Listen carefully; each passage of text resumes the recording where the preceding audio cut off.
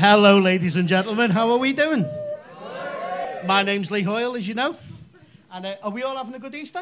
Yeah. Of course we are. All that chocolate and a free day on the piss. What's not to like, eh? Right? I'm going to need a little bit of audience participation from you now. Very quick. I'm going to say 1, 2, 3, and you're going to say hello, Lee. Right? If you don't do it right the first time, though, I'll make you do it again. So put effort into it, yeah? All right? 1, 2, 3. Hey! Fucking hell. Now that we've addressed the elephant in the room, we can get going now. Yes, some more eagle-eyed viewers will have noticed that I am actually the love child of Robert Baratheon and one of the hairy bikers. It doesn't get you as much sex as you'd think. Right, some of you looking straight on might not think I look that fat. I'm a weird kind of fat, I am. I mean, I've got quite muscly legs. My arms are all right. My face isn't that bad, but just from the neck to the bollocks. I'm not so fat that I can't see me cock. That's not the joke, people. But thanks a lot anyway. As I said, I'm not so fat that I can't see me cock. But when I lean over, it kind of looks like a maggot in a Brillo pad being squashed by a washing up bowl. Well, first, I suppose I better explain myself, really, hadn't I? This happened very easily. I didn't try. This just happened over time. Basically, because I'm a depressed monkey that suffers from severe anxiety. So what better way to cure that than to get on stage and try and make people laugh, eh? I wasn't wanted as a child. And I know a lot of people say that, but I really wasn't. The reason I know this was my parents told me quite often. They really did. Oh, you came along and ruined everything. We only had a 1-bedroom flat. I mean, they weren't the only clues, to be honest with you. I mean, as a babber, I had a rattle, but it had a snake at the other end. The only thing I was allowed to play with in the bath was a toaster. So we need to skip over the rest of my childhood, really, because none of it's good.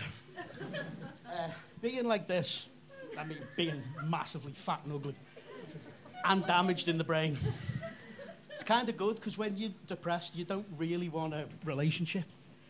So if anyone comes across, knows how damaged I am, and still wants this sweating and grunting all over them, then I know they've got much bigger problems than I have. I should definitely steer clear of those people. Another big part of what made me this is the fact that in the 90s, I decided to come out as bisexual. And I know what you're thinking. Nowhere near attractive enough to be bisexual. And you're right there. I've been told that on many, many occasions. Do you know when your mind goes blank? It's more embarrassing when you're on stage. It's okay, though, because I've got a little system where if I do forget where I am, it's barely noticeable.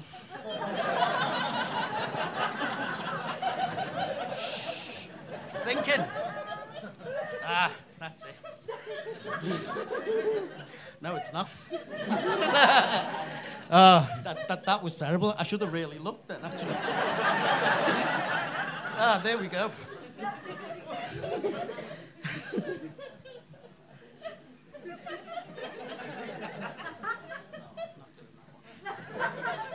Yeah, there we go. As you can imagine, I've been single for quite a lot of my life. I haven't had many girlfriends, and I've never had a boyfriend. Well, I mean, that's not technically true. There was one guy, but we were just very different. I mean, he was big Catholic. I'm an atheist. He wanted loads of kids. I didn't. He was 60. I was 5.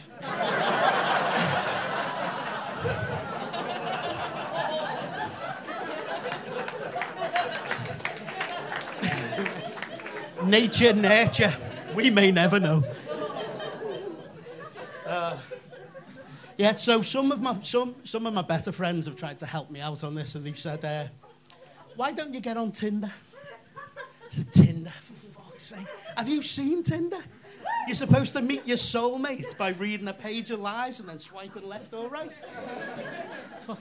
See, I'm not one for lying. If I get someone into bed, I think it's a fucking achievement, right? So I'm not going to cheapen that by lying. So my Tinder profile will probably read something like this.